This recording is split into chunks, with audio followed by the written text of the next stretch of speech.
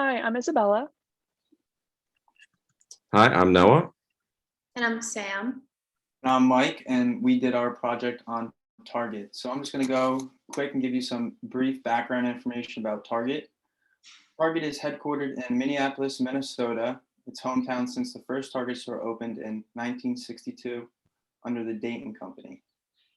The store's president was Douglas J. Dayton. The company's leadership saw an opportunity to develop and introduce a new mass marketing discount stores that catered to value-oriented shoppers seeking a higher quality experience. Prior to Target's initial public offering, Target issued its first annual report in 1965 when it was still a private company. Target's initial public offering was on October 18th of 1967 with 450,000 common stock offered at $34 a share. So the ticker symbol for Target is TGT, and in 2022, when I did this, Target was currently trading at $2.49 a share and was only off by 18 points from breaking all-time highs. So in 2000, Dayton Hudson Corporation was renamed Target Corporation to better reflect its core business. Target's departments include electronics, sporting goods, toys, affordable apparel, grocery products, and many more. Target's tagline is expect more, pay less. They've been using that since 1994. The Target Corporation also owns Shipt in Roundel. Shipt is a delivery service which offers same-day delivery services for other major retailers like Petco, Office Depot, CVS, Walgreens, and then HEB, and then also Bed Bath Beyond, and many more. Roundel is a digital media company with comments in similar services offered by Amazon. So also, Target currently has 1,931 stores in the United States. There are an additional 45 stores opening soon in the US, and one of those Targets will be opening in nearby Wall Township on Route 35, which is scheduled to open on May 15th. All right, on to the next slide, please. So a little bit about their corporate structure. Target is managed by an executive leadership team. And then since August 2014, Brian Cornell has been Target's CEO. Cornell was previously with Safeway, Michaels, Sam's Club, and PepsiCo prior to joining the Target team. The executive leadership team includes 13 industry professionals. The board of directors include David P. Amney, who currently holds the position as the Chief Executive Officer and joined the team after completing leadership roles at United States Parcel Service, or UPS. These individuals are unaffiliated with Target itself. Also, among the other 13 executive leadership team members, you'll find professions from Ecolabs, Safeway, Procter & Gamble, and Clorox, and many more companies. All right, next slide, please. Some quick, brief background information about ESG. Target is dedicated to caring for the people, the planet, and its communities, and is committed to making a difference on environmental, social, and governance issues that matter to Target stakeholders. Target's vision is to co-create an equitable and regenerative future for its clients, partners, and communities.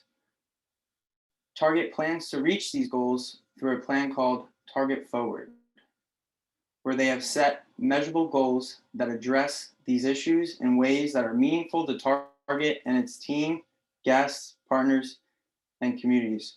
So now I'm briefly going to go over environment, social, and governance. So for environment, Target is committed to the goals that protect the environment and help further responsible practices that will positively impact areas such as water, climate, climate change, chemicals, plastic, and other materials. A quick example, this past March, Target announced their Vista, California would generate more renewable energy than it needs. The store was retrofitted after being selected as the location to try to reach their sustainability goals. Target used solar panels on the roof of the structure and at the top of the carport canopies to help save on energy costs. Target also uses LED lighting and a natural refrigerant, carbon dioxide, to reduce stores' emissions. So a little brief overview of social. Um, People are the heart of the business, and Target is committed to putting these needs of people in the communities first. Target strives to uplift and listen to people so it can create a positive impact. So under the social side of Target, it focuses on human rights, safety and preparedness, and lastly, supply chain and responsibility. A quick example of this is diversity and equality in conclusion are priority to Target and the team. Target works to increase their representation at the executive level by persons of color, promotes persons of color and women, as well as reduce turnover on their employees. A brief overview of governance. Target believes a company can only make transformative progress when it measures performance. They are committed to transparency, sharing the progress with stakeholders. As Target works towards co-creating a more equitable and regenerative future with its teams, guests, partners, and communities. So a quick example.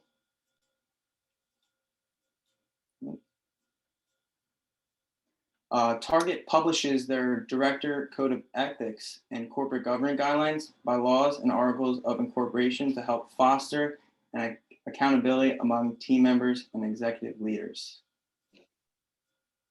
All right, you can go on to the next slide. So for our SWOT analysis, starting with strengths, the first strength for Target is that they have a very strong US presence, and I included a map of every US county that has a Target location in it, and almost every single one of those has more than one. So being one of the largest retailers in the US, Target has the power of economies of scale, meaning they have strong buying power and they can enforce their relatively low prices. Second, they have merchandise differentiation. Target has separated themselves from competitors like Walmart, especially in the eyes of the consumer, through exclusive deals with designers and buyers, which keeps them an affordable yet stylish product mix that gives them a competitive advantage. Third, they tend to have extreme customer loyalty. Target has created a consumer base that is intensely loyal to their brand and the brands that they have partnered with. Target offers an enjoyable shopping experience and a red card customer loyalty program that causes consumers to choose them over competitors regardless of pricing differences. Also, corporate partnerships. Target has built partnerships with many other big brands, including Starbucks, which we'll talk more about later, but around 70% of US Target locations have a Starbucks inside. Starbucks is another very well-known company with an intensely loyal customer base. And consumers have begun to draw a connection between the two businesses, which is mutually beneficial for both brands. Lastly, Target carries private label brands, which consumers love and cannot find anywhere else, especially when it comes to clothing and accessories. Next slide. Okay, so for their weaknesses, the first one is that they have a dependence on foreign suppliers. A large amount of Target's products are manufactured outside of the US, making them susceptible to exchange loss and other trade issues affected by changing economic and political environments. Next, they have a relatively weak online presence for how big of a corporation they are. They've made an effort to build their online shopping experience, but they could never compete with sellers like Amazon because most of their sales are still generated in store and their website is not extremely user friendly and their infrastructure is just not built to handle a large volume of online sales. Only 18% of their sales are generated online. Third, security and data breaches. They have such a large consumer base that trust is very important. And even though not a lot of their sales are generated online, it's important to have all of consumer data encrypted. But unfortunately, they have suffered two large data breaches, one in 2013 and one just last year in 2021. This resulted in them reaching a payout settlement for all affected consumers to earn up to $10,000. They have to work on their online encryption and security systems to avoid losing further trust. And so I just placed a little image of one of the statements. Target issued an official statement about both of these breaches. This was just one that was on the news. And then lastly, they have slightly higher prices than competitors. And while Target carries many private brands that consumers can't find anywhere else, they also carry common everyday products that are sold at competitive retailers like Walmart. And Target's prices are overall slightly higher than Walmart's. This may deter consumers that lack the strong sense of loyalty that others carry. All right, so when it comes to examining a company such as Target, it's essential to not only consider the internal factors of the SWOT analysis, but also the external factors, which includes both opportunities and threats. We can begin the external SWOT analysis of Target by first looking into the opportunities that Target can utilize. Opportunities for any company can be defined as the ways of taking advantage of conditions in the environment to become more profitable. Now we can begin the external analysis of Target Corporation. Target is known mainly for their large brick and mortar stores, having 1,931 stores located across the US, as well as 51 distribution centers.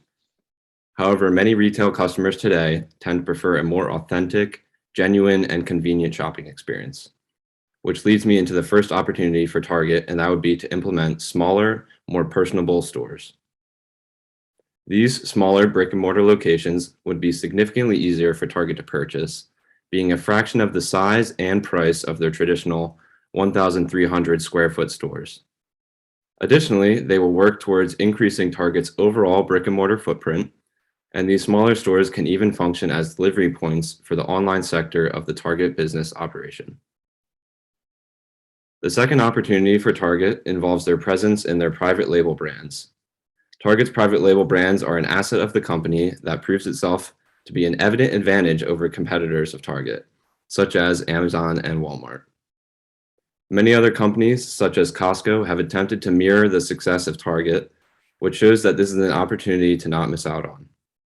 When dealing and distributing private label branded products, Target is able to better control their cost management and pricing, which evidently leads to higher profits in the end. On the top of that, these private label brands actively work to grow Target's brand awareness and loyalty, being that a majority of Target consumers purchase their private label brands. Furthermore, as many of you know, Target prides themselves on their intelligent decision-making and strategic partnerships with companies such as Starbucks, Pizza Hut, Disney, and also CVS. These partnerships that Target has entered have led to positive growth for everyone involved, and Target is becoming such a valuable partner due to their success with their current partnerships. Target can then utilize their status as a valuable partner when considering entering more strategic and profitable partnerships, overall making Target seem more attractive to other companies when considering beginning a strategic alliance. And finally, the last opportunity that Target can utilize is to expand into new markets. Being that the United States is becoming so saturated with countless businesses popping up all over the place, it's starting to become more and more difficult for companies like Target to gain a foothold. On the other hand, emerging markets are easy to enter and thrive in, where doing business is relatively cheaper and the market is significant.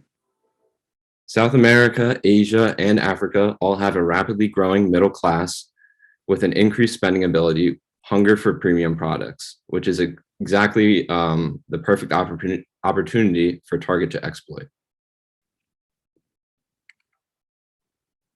So before we conclude our SWOT analysis for Target, we must first examine the second portion of the external analysis, which are the threats that Target faces due to the factors that are extraneous to it and can hinder Target's overall growth. Threats can be defined as the conditions in the competitive environment that endanger the profitability of a firm. Threats can also be external vulnerabilities, which act as a sort of warning system for upcoming changes. So when it comes to the threats that Target faces, among one of the most prevalent is the fact that Target is amidst a very competitive and demanding market where there are multiple different companies in the same industry working to outpace each other. Target faces stiff competition in all sectors of its operations. Among the competition, Walmart is the strongest brick and mortar retail outlet, and it enjoys a considerable market chunk and broader footprint than Target does. By the financial year ending on June 30th, 2018, Walmart's total assets were $204 billion, about 5 times larger than Target's comparatively modest $39 billion. In terms of market capitalization, Walmart's $319 billion is more than 6.5 times larger than Target's $44 billion as of early July 2019. When it comes to Target's online retail presence, they face tough competition, such as Amazon, who is currently leading the market in overall sales. Amazon dominates e-commerce with a market share of about 40%, which is versus the 7% for Walmart and the 2.2% for Target, which really puts into perspective how much smaller they are compared to Amazon when it comes to their online presence. Target sells things online, of course, but its primary way of interacting with its customers is still through its physical retail stores. And according to Target's 2021 full year earnings report, more than 95% of its orders, both digital and physical, were fulfilled by stores. So Target needs to shift their in-store retail efforts more towards their online presence if they have any chance of being successful in such a competitive market. As we move into analyzing Target further, when it comes to their potential threats, it's essential to include the fact that there is less disposable income in the economy currently due to dampened economic growth across many sectors globally. Consumers are now more likely to spend on essentials and groceries primarily rather than higher priced quality goods, such as the ones that Target offers. Consumers are they're also more price sensitive, being that there is less income at their disposal. And this is terrible news for retailers such as Target that offer premium products, like I said before, at a higher price, especially if the profit margin is small. And finally, we can go into our last threat. And as with any business, you must be ready and able to adapt to changes in the market. And among these changes is consumer trends. Changing consumer trends can be an existential threat for a business if it cannot adapt quickly. And changing trends can mean that structures established to satisfy customers has become obsolete. Therefore, Target must constantly be on the lookout for evolving customer trends to continue thriving. While technology is an important part of this change, people are starting to shift towards wanting a balance between technology and human interaction. This means that Target must shift their focus to their online sales, as I mentioned before, simply because that is what consumers are looking for nowadays. A more convenient and accessible platform where they can order the same products online that they would be able to find in stores. One of the many ways businesses can evaluate their performance and compare themselves to others in the market is through the prime fact analysis. The P stands for people. In the case of Target, there are several people who make up this category. First and foremost is their CEO, Brian Cornell. There are also Target's board of directors, their shoppers, employees, and shareholders. Next, the R stands for reputation. Target has created an amazing reputation for itself since its founding in 1960. They currently have over 1,900 stores, as we've mentioned, throughout the United States, as well as several global offices. Forbes suggests that this heightened reputation above their competition is due to their supportive staff. Others suggest it is the environment of Target and their merchandise selection. The I stands for intellectual property. Target made it very clear in their code of ethics that anything they create is considered IP. This includes logos, marketing campaigns, business innovations, and new brands. They are committed to protecting their own intellectual property as well as that of others. The MN Fact is marketing research. In 2019, Target ran a marketing program called Target Run.